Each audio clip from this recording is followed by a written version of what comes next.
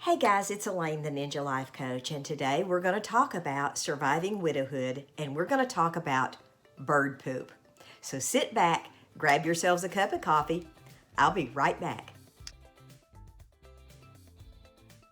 Okay guys, I'm back. I know the topic of bird poop is not necessarily something that we all think about and we just like, oh, that just fills my heart with joy. I want to have a discussion about bird poop.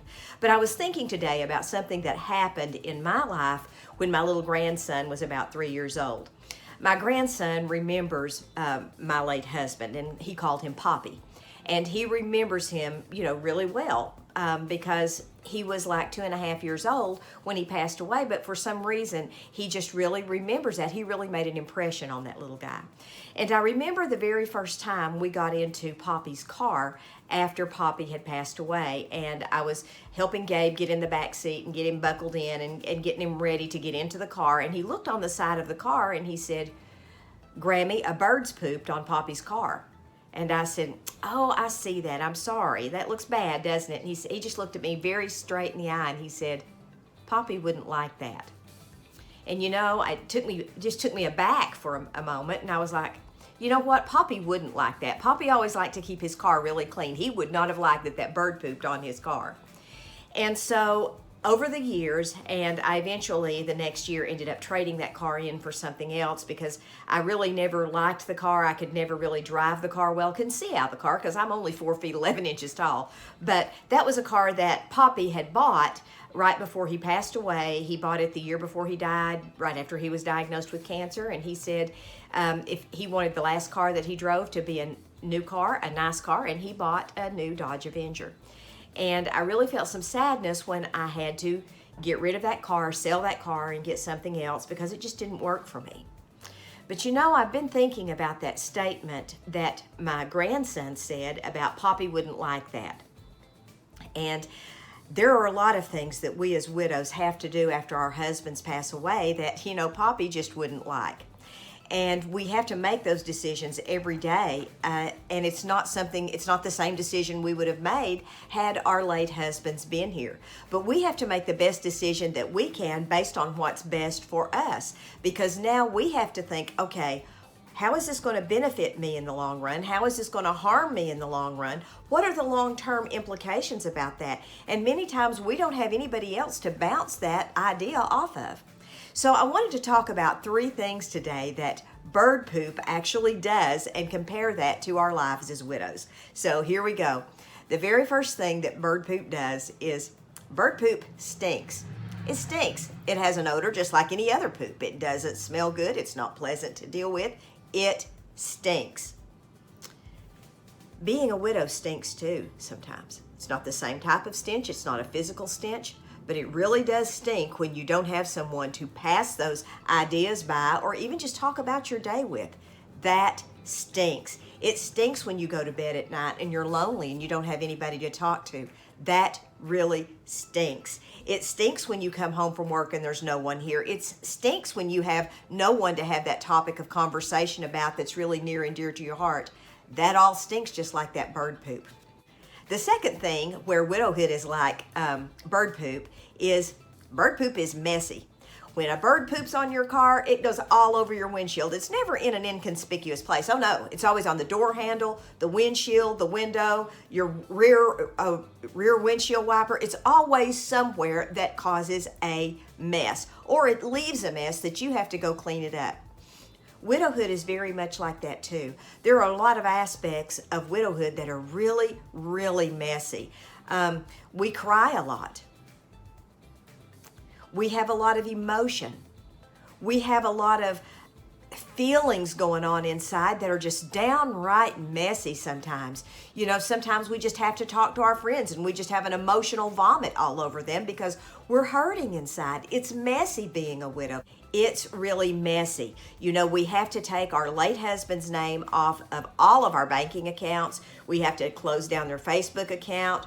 We have to take their name off our bills, take their name off our credit card, take the name off our home if we have a mortgage, off our car. It is messy. There are a lot of things that we have to do there that's just like cleaning up bird poop. There's things we have to clean up. It's not always pleasant. It's messy sometimes. The third thing that bird poop does is it comes totally out of the blue.